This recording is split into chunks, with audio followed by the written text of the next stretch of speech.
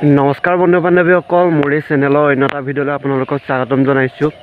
বন্ধু বান্ধৱীসকল, আপোনালোকে নিশ্চয় গম পাইছে বৰ্তমান ল'ৰাসকলৰ ইণ্টাৰভিউ চলি আছে আছাম পুলিচৰ AB UB যিকোনো পদৰে।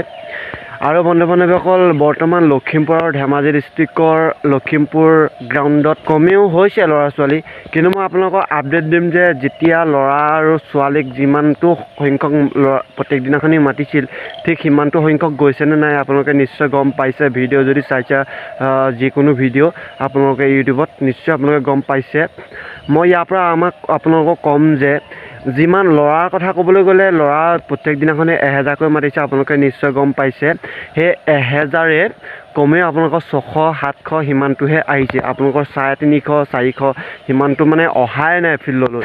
কিন্তু আপোনালোকে নিশ্চয় বহুতে ভয় কৰি আছে যে বহুত ল'ৰা ছোৱালী হ'ব বা বহুত ল'ৰা হ'ব, আপোনালোকে অকণমান কষ্ট পাব দৌৰিবলৈ। সেইটো নহয় বন্ধু বান্ধৱ, নিশ্চয় গম পাইছে 1000 মাতিছে, কিন্তু তাৰে বহুত সংখ্যক ল'ৰা বা ছোৱালী গ্ৰাউণ্ডলৈ অহা নাই ইণ্টাৰভিউ দিবলৈ। নিশ্চয় গম পাইছে কিয় অহা নাই আমি নাজানো, কিন্তু অহা নাই।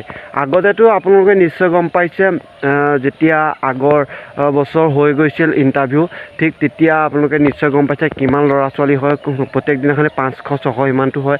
কিন্তু এইবাৰ আপোনালোকে সিমানটোৱে ধৰি লওক, প্ৰত্যেকবাৰেতো সিমানটোৱে এপ্লাই কৰে ন, তাৰেতো সিমান সংখ্যকে যায়, কিন্তু এপ্লাইটো কৰি থয়, কিন্তু ৰানিং বা ফিজিকেল টেষ্টৰ বাবে কোনো সিমান সংখ্যক ল'ৰা ছোৱালী নাযায় গ্ৰাউণ্ডলৈ। আৰু মোক বহুতে কৈ আছিল যে আছাম পুলিচৰ নতুনকৈ পদ কেতিয়া মুকলি হ'ব। মই আপোনালোকক ক'ম যে এইবছৰ আপোনালোকে আশা নকৰিব যে আছাম পুলিচৰ নতুনকৈ পদ মুকলি হ'ব বুলি, কিন্তু আপোনালোকে এই ইণ্টাৰভিউটোৱে ডিচেম্বৰ মাহলৈকে চলিব। আপোনালোকে নিশ্চয় গম পাইছে ডিচেম্বৰ মাহলৈকে যদি চলে তেতিয়াহ'লে আপোনালোকৰতো বহুত দিন সময় লাগিব নতুন পদসমূহ মুকলি হ'বলৈ। এয়া 2 বছৰ মূৰতহে ফৰেষ্ট ডিপাৰ্টমেণ্টৰ পদসমূহ ওলোৱাৰ পিছত এই 2 বছৰ মূৰত আকৌ এটা নতুন ৰিক্ৰুটমেণ্ট হৈছে, আপোনালোকে নিশ্চয় গম পাইছে। আকৌ এটা এপ্লাই হ'ব 25ত, তাৰপিছত আকৌ 26ত আমাৰ ইণ্টাৰভিউবোৰ হ'ব, 26 আকৌ ডিচেম্বৰ-নৱেম্বৰ মাহলৈ ইণ্টাৰভিউবোৰ হ'ব।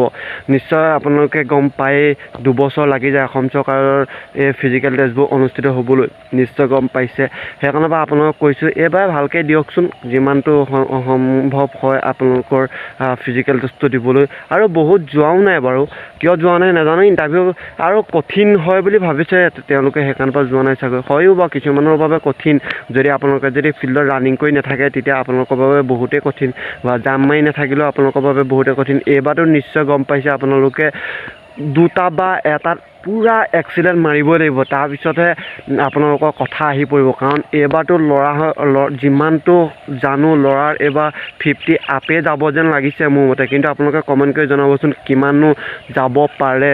ইণ্টাৰভিউৰ এইবাৰ যিমান ভাল হৈছে ন, মই গম পোৱা মতে কাট অফটো 50 আপেই যাব যেন লাগিছে, কিন্তু আপোনালোকে কমেণ্ট কৰিবচোন। ভাবোঁহে 50 আপ যাব, কিন্তু বহুত কম যায়। নিশ্চয় গম পাইছে প্ৰত্যেকটো পদত যদি 5টাকৈ মাতে তেতিয়াহ'লে 3000 পদত আপোনালোকে 5-3-15,000 মাতিব, নিশ্চয় গম পাইছে পৰীক্ষা দিবলৈ। সেইকাৰণে পৰা আপোনালোকে যিমান পাৰে আহক ফিল্ডলৈ। যদি আপোনালোকৰ ভাল নম্বৰ এটা আহে তেতিয়াতো আপোনালোকৰ টেনশ্যনেই নাই, যদি ভাল নম্বৰ অহা নাই তেতিয়াহ'লে আপোনালোকৰ ৰানিঙলৈও চাগে বহুত দিন আছে, কিছু আকৌ হৈ আছে কিছু জেগাত, নিশ্চয় গম পাইছে। সেইকাৰণে পৰা আপোনালোকে যিমান পাৰে প্ৰেক্টিচ কৰিবলৈ আহক ফিল্ডলৈ, যাতে আপোনালোকৰ এক্সামটো বা ইণ্টাৰভিউটো ভাল হওক। ধন্যবাদ।